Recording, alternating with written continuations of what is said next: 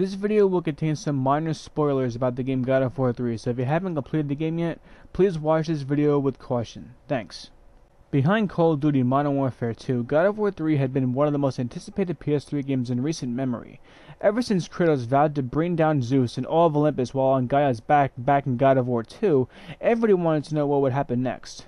Well, the wait was 3 agonizingly long years, but finally, on March 16, 2010, here in the US, God of War 3 was released. Knowing how well the first two games did and how critically acclaimed they were, Santa Monica Studios knew they had to do something above and beyond with this game to beat the first two games, not to mention that God of War 3 would be the first outing on the PS3 that the series has had. Well, they went above and beyond, alright. I'm betting they exceeded almost everybody's expectations. Kratos was even more badass in God of War 3 than he was in any other God of War game to date, and I didn't even know that would be possible. His anger was amped up, and he was even more brutal than ever before in God of War 3. His viciousness was kicked up to a fantastic level, and I loved every bit of it. I loved the creativity he had when killing some of the bosses. I loved his journey to vengeance as he took down all the gods, from Kronos to Poseidon to Hades, the list goes on. It was just awesome fighting all of them. Alright, so what exactly was new in this game? Well, one of the most noticeable changes right off the bat for me was the fact that you now had item power. For example, the bow and arrow was originally magic in the first two God of War games. Now they were an item, and a damn effective one at that. By pressing L2 you could use your item. I thought this was an awesome addition. Also, the addition of being able to use your larger foes' help was fantastic.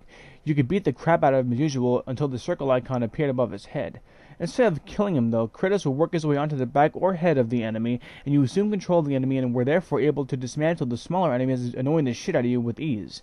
This was one of the best additions in the entire game, but it was a bit of a letdown. You couldn't really do it that much. One of the additions in the game I did not like though was the fact that magic was reliant on the weapon that you had equipped. For example, when you kill Hades, you get a weapon. When and only when you have that weapon equipped, you can use the magic you unlock when you killed Hades. I think it was called Claws of Hades or Hades Claws or something like that. You could only use that magic when you had the weapon that you unlocked upon defeating Hades. I thought that was a really lame decision. Now, one of the biggest questions that comes up about God of War, and I guess any game in general, is how long the game is. I thought the game was a little bit short, but it was still satisfying. Very satisfying. The ending was incredibly disappointing, though, and I'm not going to say anything about the ending because I don't want to spoil anybody. And according to the game's director, Stig Asmussen, and I apologize if I mispronounced that, God of War 3 was the conclusion of the current story.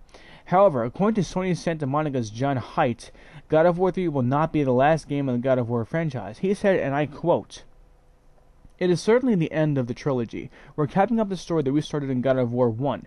Can you expect other things in God of War? Yes. We're not going to let it go just like that.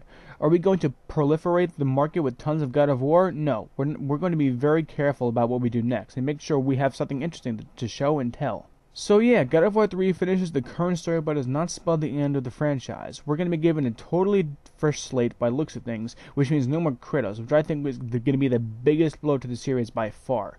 Kratos was just the perfect anti-hero, and I'm very upset that we're going to be losing him as the protagonist. I'll be honest too, I'm not entirely optimistic about the future of God of War, but we'll see what happens. If you have any questions, be sure to leave them down below. Thanks, folks.